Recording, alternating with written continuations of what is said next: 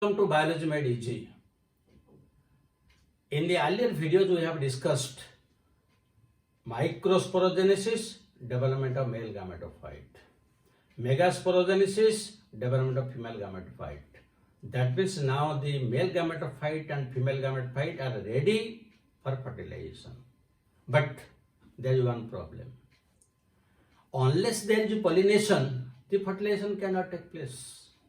That means before fertilization, we have to discuss pollination. So in this video, we will discuss pollination. Now first thing we have to understand, what is pollination? Pollination means transfer of pollen grains from the anther of one flower to the stigma of the same flower or another flower of the same plant or a different flower of a different plant. Now let us understand it more clearly and diagrammatically. Suppose this is one plant and this is another plant. And here you find these are the flowers. This is flower, this is one flower, this is another flower. Here these are the flowers. They are the flowers. And all these flowers are bisexual. That means both androecium and gynoecium are present. Now we see, pollination means what? Transfer of pollen grains. As already I have told you. Transfer of pollen grains from the anther to the stigma of the same flower. This is a bisexual flower. All are bisexual flowers. That means from the anther it will be transferred to the stigma of the same flower. Or it may be transferred from the anthers to the stigma of another flower of the same plant, or it may be transferred to a different flower of a different plant. That means three conditions are arising. In the first two conditions, the pollen grains are falling on the stigma of either the same flower or a different flower of the same plant. This is known as self-pollination. That means the pollination may be self-pollination or it may be cross-pollination. That means when it is falling either on this same flower or in another flower of the same plant, it is known as self-pollination. But when it is falling in a different flower of a different plant, it is cross-pollination. But again, in self-pollination, two conditions are coming. That means it may fall on the stigma of the same flower. That is known as autogamy. That is autogamy.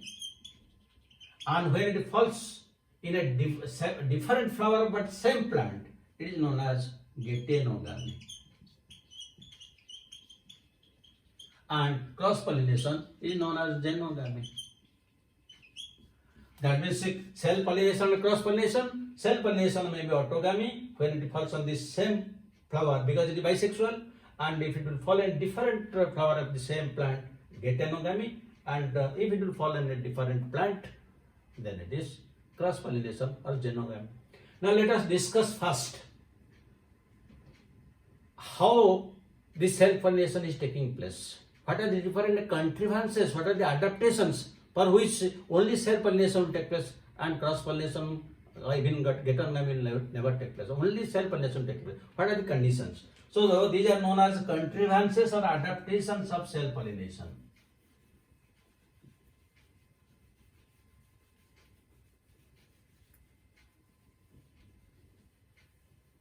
So contrivances or adaptations of autogamy. So what are the different? Number one is bisexuality. So when self-pollination will take place, that means the pollen grains will fall on the stigma of the same flower. That means both androecium and gynoecium are there. Otherwise, how the self-pollination autogamy will take place? So this is the number one condition. Wherever there will be autogamy or self-pollination, the flowers must be bisexual. And common example, most of the members you know. It may be Solanaceae, or it may be even Fabaceae. Solanaceae, Fabaceae, these are all bisexual. You can also take Brassicaceae, to which the mustard comes. This is bisexuality. Now, again another thing. The flower is bisexual. Both stamens and carpels are there. But suppose they do not mature at the same time. One will mature earlier, the other will mature later. Then how the autogamy will take place? How the self-pollination will take place? So again one second condition arises. That is homogamy. Homogamy. So homogamy means there is synchrony. There is synchrony in maturation. Synchrony in maturation of anthers and stigma. That is, both will mature same time. Then only if the flowers are bisexual, pollination is autogamy is possible, otherwise it is not possible. So here you can take the example rice, wheat, and also you can take the case of potato. Now there is a third case. The third case is more important. Cleistogamy. Cleistogamy. Cleistogamy means the flowers are enclosed, they will never open. And what are the examples of these cleistogamous flowers? The common examples are camelina. Then another example is bhavala, which is also the English name is pansy. Then oxalis. Also you can take groundnut, that is Arachis hyposia. But these three examples are very important: camelina, bhavala, and oxalis, very very important. Cleistogamy. That means in these plants, the flowers never open and they are underground. So when the flowers are bisexual, they will not open. Then how pollination will take place? It is bound that the pollen grains will fall on the stigma of the same flower. This is known as a cleistogamy. But in these cases, again we will find that all the flowers are not cleistogamous. There are also some flowers present above the ground. They are open and they are known as chasmogamy. Chasmogamy means flowers open and cleistogamy means flowers closed. And the same plant, if both chasmogamy and cleistogamy flowers are present, as in case of Camelina bengalensis, then they are known as chasmocleistogamy. Chasmocleistogamy. That means both chasmogamy and cleistogamy. That means both the flowers are open. Some flowers are open, some are closed. Both are present. So when the flowers are closed, there is no alternative for cross pollination. The only thing is self pollination has to take place. And what happens in case of groundnut, that is Arachis hyposia? In Arachis hyposia, the pollination takes place, self pollination before the flower opens. Then the pedicel elongates so that the fertilized flower enters into the soil, so that we get the groundnut within the soil, because it enters due to the elongation of the pedicel. So these three, bisexuality, homogamy and cleistogamy. There are also some other few mechanisms, like there is another method that is known as bird pollination. The fourth type is bird pollination. That means pollination takes place before the bird opens to flower. Because only when the flower will open, there is a chance of cross pollination. But pollination is completed when it is in bud condition, because during bud condition both the anthers and stigma mature and pollination is complete. So there is no chance to cross pollination. That is bud pollination. This is found in case of rice and also wheat. Rice and wheat. There is a fifth condition. The fifth condition is known as fail-safe mechanism. Fail-safe mechanism. What is this? if the cross-pollination fails, then only self-pollination will take place. Cross-pollination fails, then self-pollination. So this is commonly found in case of sunflower. So in this case what happens? Either the anthers will bend over the stigma or the stigma will bend over the anther. So the stigma will get pollinated. Fails, safe. Cross-pollination fails. So for the safety, for the continuation of the generations, the seeds have to be formed. So that is known as the fail-safe mechanism. So these are the 5 contrivances or adaptations for autogamy. And due to these reasons, self-pollination is bound to take place. Otherwise, the fruit seeds cannot be formed. Now, this self-pollination has also some advantages and disadvantages. So, what are the advantages of self-pollination? The advantage is the characters which are originally present, they will be returned. They will be retained forever. And ultimately we will get only pure lines. Pure lines. That means the originality is, if some good characters are there, they will remain forever. There is no chance of segregation. That is one of the greatest advantages of this. Number 2 advantage, since the pollens fall on this stigma of the same flower, the flower doesn't depend upon external agencies like the insects, birds, air, water. That means no external agent required. Since external agent is not required and directly the pollination will fall, that means there is a assured fruit set, fruit and seed set. Because it doesn't depend upon water, air or insects. So these are the important advantages. Now what are the disadvantages?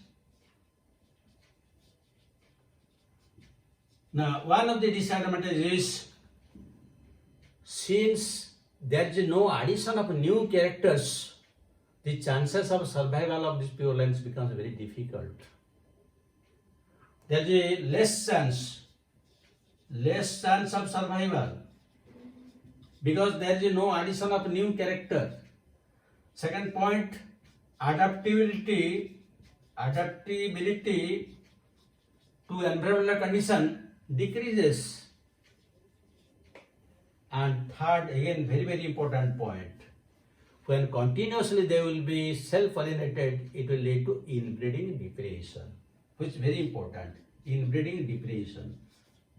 That means the recessive characters will appear, and if they are harmful, then the harmful characters will appear. That is the most important disadvantage of this. So these are the contrivances and advantage, disadvantage of autogamy. But what is geitonogamy? So come to the geitonogamy. Now geitonogamy, already I have told you, here the pollen grains fall on the stigma of a different flower but same plant. So when it is same plant, genetically they are same. But ecologically, since it is moving from one flower to another flower, we can tell ecologically it is cross-pollination, but genetically self-pollination. Because there will be no change in the fruits and seeds. So genetically it is self-pollination, but ecologically we can call it cross-pollination. That is geitonogamy. Geitonogamy. So where this geitonogamy is possible? It is possible in case of the bisexual flowers. Suppose one plant has bisexual flowers, but here is one flower, here is another flower here. Then from one flower to another flower it can. But in one group of plants, it is very common. What is that? Now when the plants are monoecious. When the plants are monoecious. Monoecious means in the same plant, both male and female flowers are present, but separately. In one flower, there will be only endoecium, stamens. In another flower, there will be gynoecium with the carpels.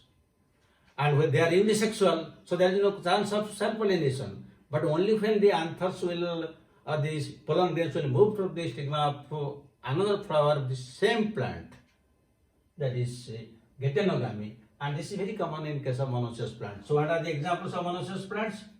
You can take the example of entire cucurbitaceae family, but I am writing cucurbita, but entire cucurbitaceae family is there.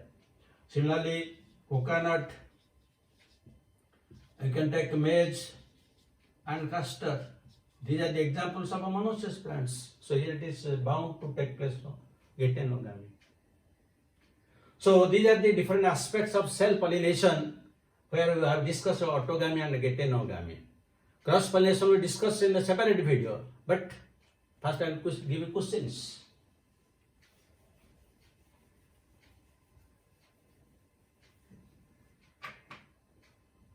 One question you can write: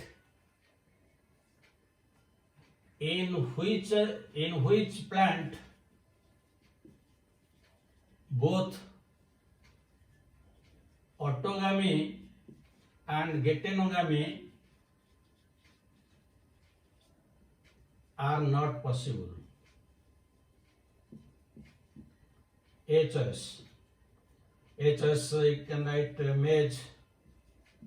B choice cucurbita. C choice coconut. And D choice papaya. This one question. Then another question. Which of the following is not a cleistogamous plant or cleistogamous plant? A choice camelina. Then B choice maize. C choice Bahula, and D choice Oxalis. So these are the questions, and I hope now you have a very clear understanding about the different types of pollination and what the contrivances of cell pollination autogamy, and also what is geitonogamy. Thank you very much for watching it. Have a good day.